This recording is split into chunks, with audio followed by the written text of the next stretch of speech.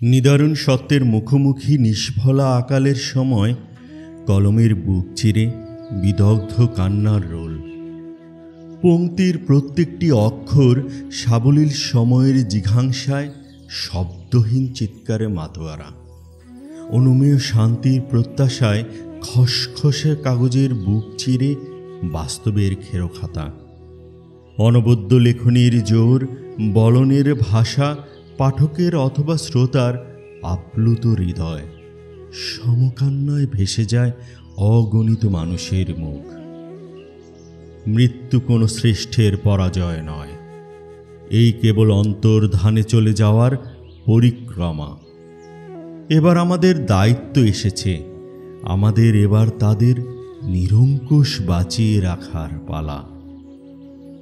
ধন্যবাদ।